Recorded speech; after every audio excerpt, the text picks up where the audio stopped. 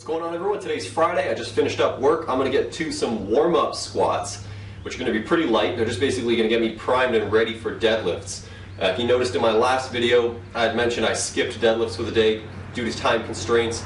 Also due to the fact that my hip was feeling pretty banged up. And I do think that's my SI. Before getting into explaining what the SI is, I'm going to put it up on the screen so you can have a look at the, a little diagram picture of it. But basically it wraps around the spine and sort of connects into the hip. If it gets inflamed, irritated, anything like that, it can cause lower back problems. It can cause an imbalance, especially in the deadlift, where one side could be overcompensating for weaknesses in the other area, and that's where injuries really start to happen because when one muscle is holding up the imbalance and compensating for other muscle groups, you're really putting a strain on that one muscle. So I'm going to take it really easy today.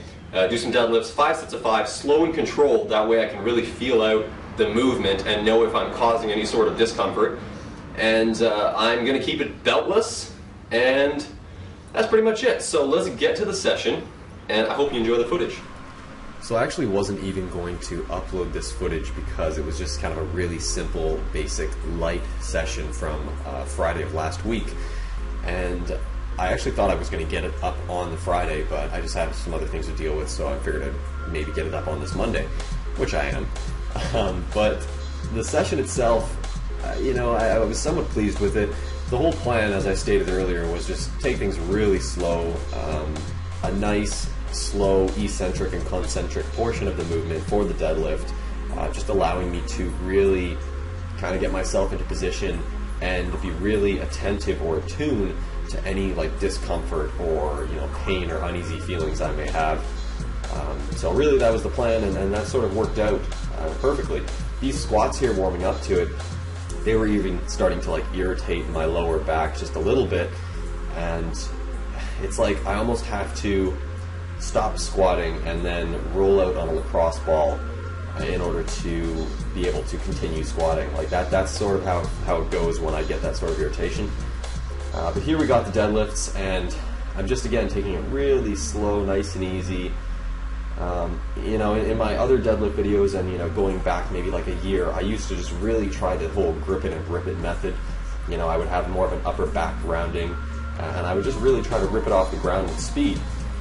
But that training style and that form has caught up with me, because I find that I got into this poor pattern where I wasn't keeping my back neutral, like a neutral spine.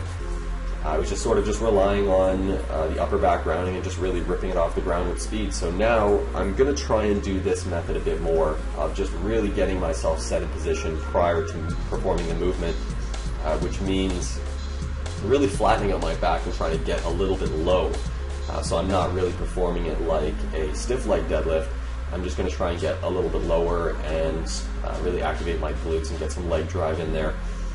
I've been working on keeping my arms straight, because I find that my right arm tends to bend a little bit. So what I've actually done after watching a Pete Rubish deadlift video, I've decided to move my right hand out more.